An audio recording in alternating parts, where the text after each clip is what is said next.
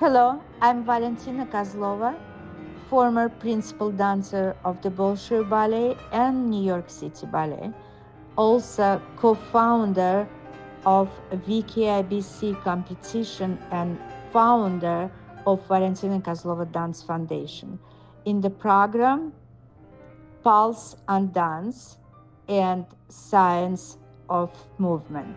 Let's get started. Hello, I'm Valentina Kozlova in program Pulse and Dance, and today I would like to introduce Bradley Shelver, an artistic director of concert group of Joffrey, Trainee, and many other titles. Hi. So, Bradley, you're a very established, fabulous choreographer, but for the first time I've seen your work just a few years ago, and I didn't know you personally, and I want to meet you, and I did. I was at the Ailey's theater, and I just thought that you have to be introduced in my competition with KBC because it was spectacular, extremely difficult. I tell you, I could never in my lifetime do what you're asking of your dancers to do. I don't believe that. I think you could. If I was born now, bro. And so tell me, I know that you have incredible background and history where you came from and the training. So tell me, what drove you to become what you are? As you mentioned, sort of my background, I grew up in South Africa and trained in South Africa. And, we were very lucky to have such a diverse group of artists that ended up immigrating to South Africa. The weather is beautiful, and they can do a lot with their pensions over there. So we had a lot of dancers from the Royal Ballet and from the Bolshoi and the Kirov moving to South Africa, and they ended up, getting bored. So they decided they were going to teach.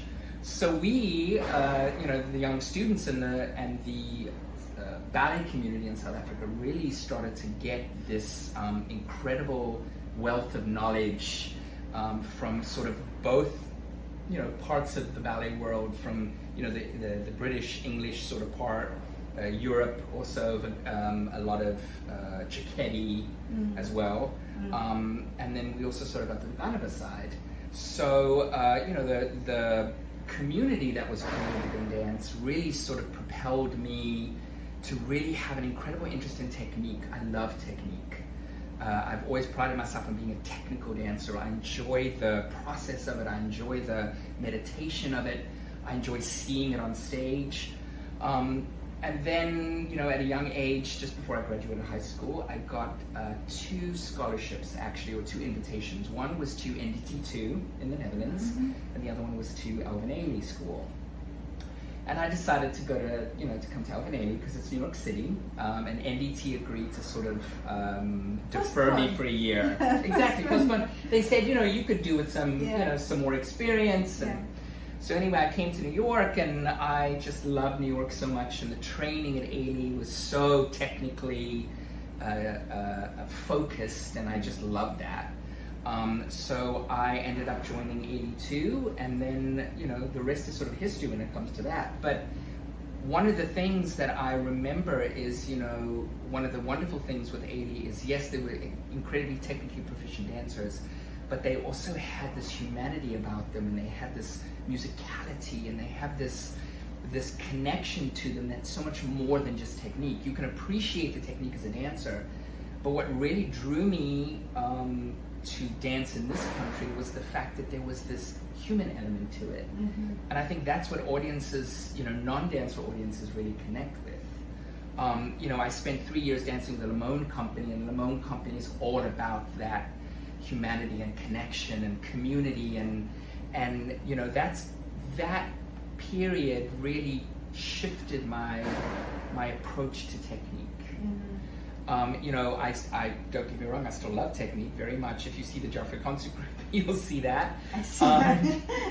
But as a choreographer, I want people to be able to connect to something in the work, not just be excited by what the dancers can do, you know, as athletes, you know, as Einstein called us, athletes of the gods, but also to connect with, you know, the humanity of it.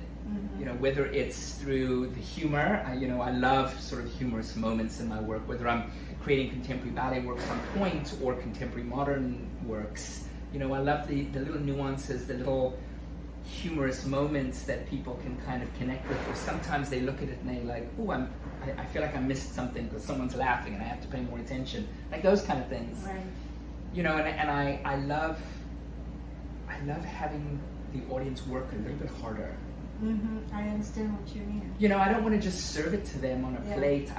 There's all these little things that if you don't stay engaged, you miss them. And I feel like that's what we need in the art, in performing arts nowadays, because otherwise I'll just stay at home and watch a movie on Netflix. Right, exactly. You know, if you're handing them everything and they're just sitting there kind of glazed over the stage, you know, stay home. So, in other words, that's very interesting because that's where I come from as a classical ballerina. But when I done some other pieces that I had to process myself, like you're saying, to engage the audience. And besides the technique, which I had to think I have good technique, is that, okay, many people do have good technique, right? So how can I found my ways, but what was very important for me that the moment I come on stage from the very beginning, I feel the audience, and then it's like almost was challenge for me. Okay, there people could be sitting questioning, there people will be sitting who loved me, and maybe who didn't, but they all will love me today or tonight. You create a world. You create and you take them, and even if they didn't, for example, understand, but the fact that they question always, and I found this in your work. I'm making pause because it will be another episode, so we're taking a break. So Bradley, I worked with Valentina.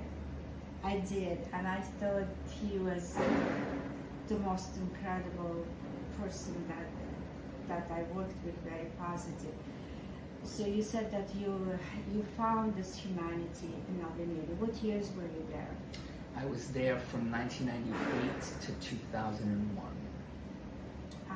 Okay, so he wasn't there, yes. He wasn't there. I danced his river. Oh, right. yes. Yeah, I yes. did that. So how did you start to choreograph? I mean, I started choreographing very young. I don't know how good it was, but I was about 14 years old when one of my works was accepted into the Dance Umbrella Festival, the fringe part of the Dance Umbrella Festival in South Africa, which was a big it still is, I believe, a big dance festival that happens in South Africa. And you know, choreographers are either selected or they can apply. And I remember, you know, being 14 or 15 and creating sort of my first work, dance theater-y kind of work. Yeah. Had a little bit of everything in it. It had contemporary, it had tap, it had tango, it had, I mean, you name it. And I just remember the incredible high I felt of taking something that was in my head and in my heart and in my body and putting it on stage for other people to appreciate and to question. And I think from there, it just sort of, the bug had bitten me. And I always knew, you know, from a very young age, I knew I wanted to be a professional dancer, I knew I wanted to perform, but I also knew I wanted to be a director and a choreographer. I knew I wanted to lead and guide dancers and audiences and get them to a certain place. I love the idea of creating these worlds. You know, when you walk on stage, I mean, when I'm producing a performance, you know, I pick everything, even the music that the audience hears when they walk into the into the theater. Like I select each one of those tracks because I want them to get into a particular kind of headspace before they see the evening that they're gonna be presented with. Yeah, because it's the element. Yeah, That's an element. Yeah. All right. So my next question: when you were in South Africa, which city you were? Johannesburg. Johannesburg. Because I was in Cape Town. Okay. A lot of things were happening in Johannesburg, but I was judging competition, and I was amazed by this country. I must say that's like the most incredible. So, what are you doing now? So many things. No, you know, I have the absolute privilege and joy of leading the Joffrey Concert Group. You know, there's such a rich heritage there. You know, the school was founded in 1953, and the company was founded in the early 70s, the concert group, and then we became a not-for-profit in 1981. So if we take it from that date, we're going into our 45th sort of anniversary this year. You know, and I've danced since I've been in New York. I've danced with what we call legacy companies, Limón, Ballet, Hispanico, Ailey, so companies that have this rich sort of history that dates way back. So taking over Joffrey for me was quite a big responsibility because, you know, I want to take it forward, but I also want to make sure that I'm honoring the legacy of Mr. Arpino and Mr. Joffrey and their goal of sort of cultivating emerging choreographers and groundbreaking sort of ideas of approaching dance. So I started this program called the Creative Movers Choreographic Initiative, CMCI. And every year choreographers from all over sort of apply to this, emerging choreographers, and then I select them to create, you know, a new work on the concert group, and to give them a platform, you know, because I didn't have that as a choreographer. I didn't have somebody take me under their wing and guide me and give me my first opportunity. Like I had to sort of do it all myself. You know, I didn't necessarily have an artistic director of a company who believed in me when I was dancing and said, "Oh, come choreograph on us," you know. So I kind of had to find my own way a little bit, and I realized that I wanted to be able to do that for other choreographers, for emerging choreographers. So I give them this opportunity with the full company of 18. They get 40 hours. They create a brand new piece. And then, you know, we produce it, we tour with it, you know, they're then able to sort of, you know, add the Joffrey Concert Group to their resume, and hopefully that gives them a little extra step. I also recently became the acting artistic director of the Jazz Contemporary Trainee program at Joffrey. So I actually get to start with the dancers really young and sort of guide them through their, you know, time as trainees and up until they get to that pre-professional concert group, and then hopefully past that. So, you know, I'm very conscious of who I curate in terms of choreographers to come and work with them. You know, our faculty is all about versatility. You know, we sort of merge the worlds of commercial dance and concert dance, which I realized in this country is important because we want our dancers to work, right? You know, I was very lucky that I've never had to work outside of my field. As soon as I came here, I've never had to work in a restaurant, I've never had to work as a receptionist. There's absolutely nothing wrong with any of those things, but I made the decision that I only ever wanted to make a living from my art form. And I've managed to achieve that up until this point. And hopefully going forward too. No, that is amazing, but to my opinion, so what you're telling me and what I've seen, a person who is very, how shall I say, very sure of himself, in your case, you're not afraid or intimidated to invite possible new talents to create. And I can't say honestly about everybody, all directors and choreographers, they kind of want to do themselves. So the fact that you're doing this, it's extremely progressive and very generous of you. So you're giving an opportunity to people And say, for example, some female or male choreographer does fantastic job, everybody talking about. You feel good about it because you're the one who discovered that. You see how it works? Right. That it was like when I was dancing, it was the same thing. I never was afraid to invite, for example, other stars because it's compliments. Right. And it says that I'm not afraid because I know who I am. You know who you are. Right. And that's what shows in your choreography.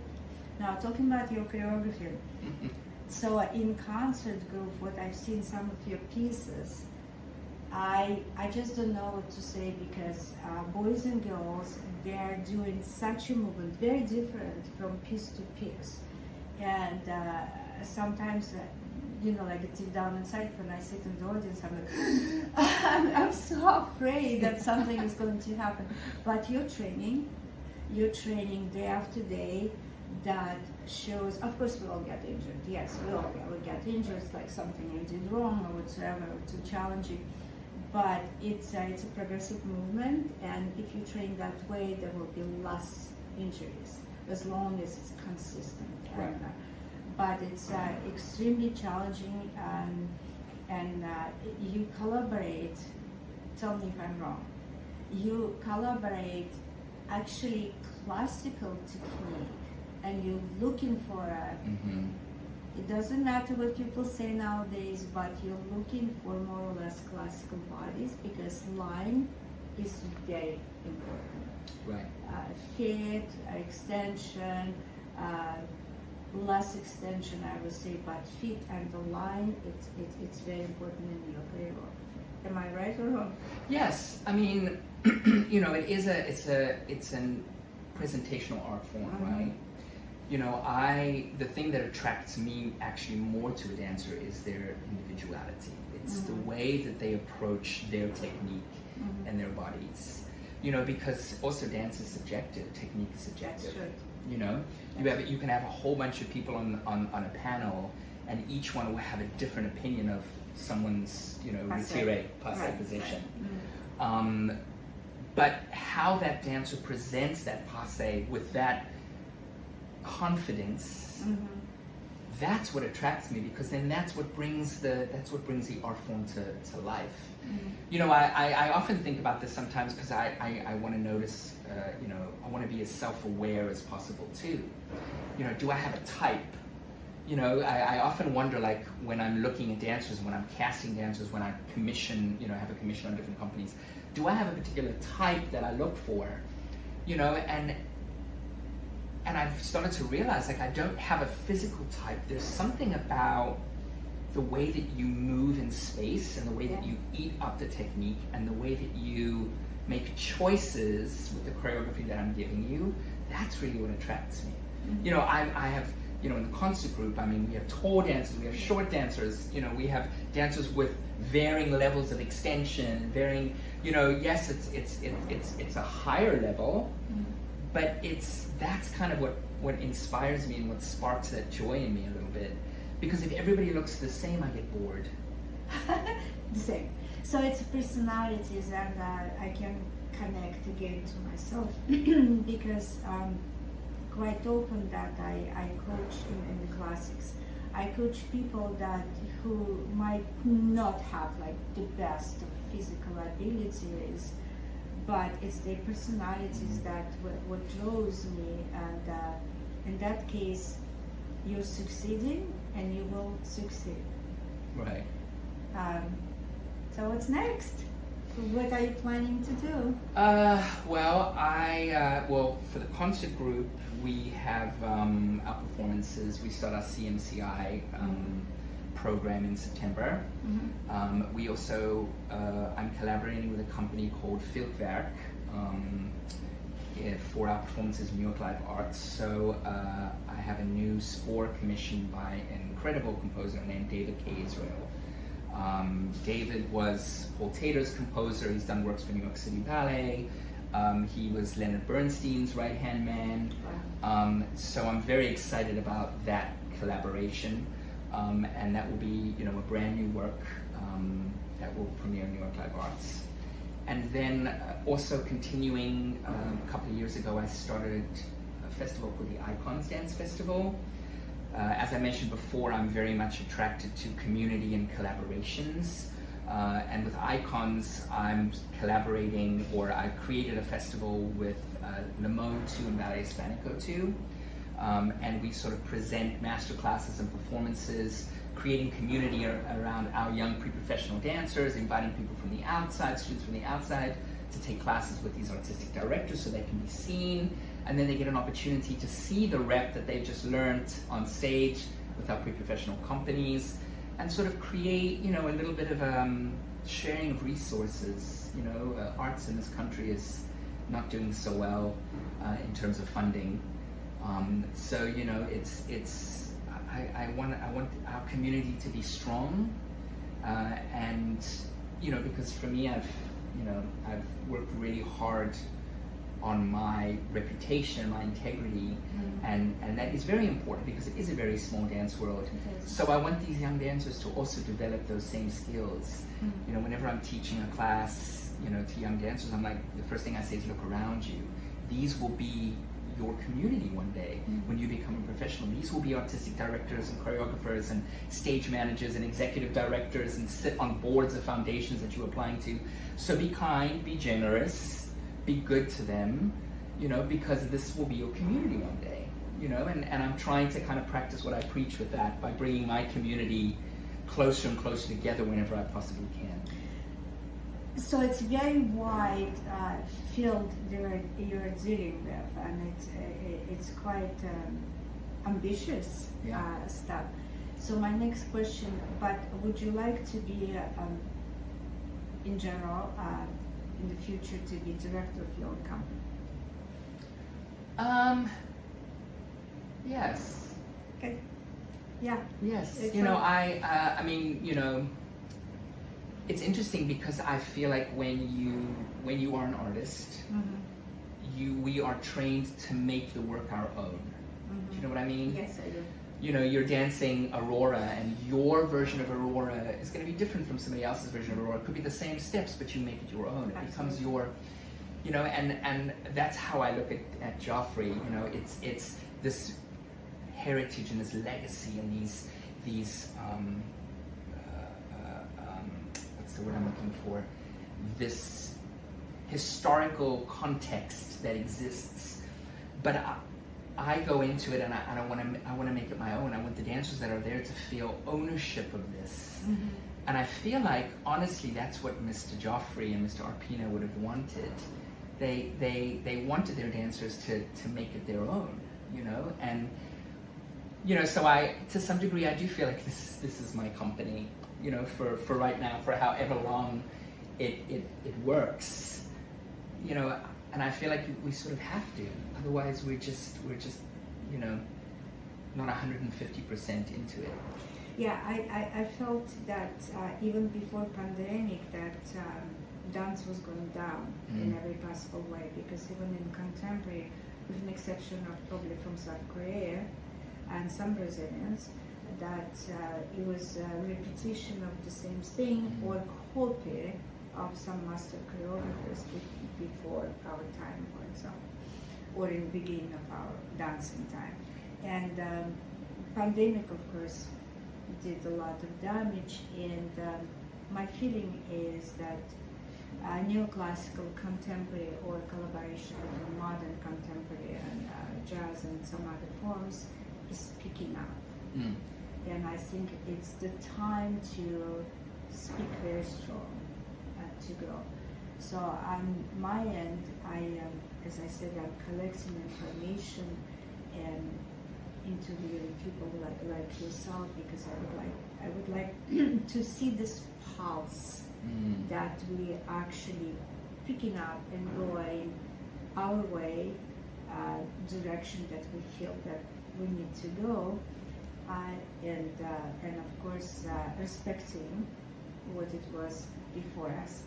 So by saying that, I think, Bradley, if you don't mind, beginning of the next semester, like September or about that time, I would like to stop by in one of your rehearsals, see and possibly film maybe little episodes, but what for me is important, how you work, what you say, because this is where we come from. Right. We come from our coaches and choreographers, and it is fascinating because what you create on stage, I sit in the audience, I see as a professional that it's quite amazing and very different. But how do you connect the dancers? That's the process I always admire. So, yes. can I? Absolutely. Okay. The door is open to you. Thank you. So in this case, oh, you're so darling. In this case, thank you very much. Until next time, and so we'll see Bradley in his environment, meaning to be in the studio, the director. Thank you, Valentina, for having me. Thank you. Very good. Yeah. So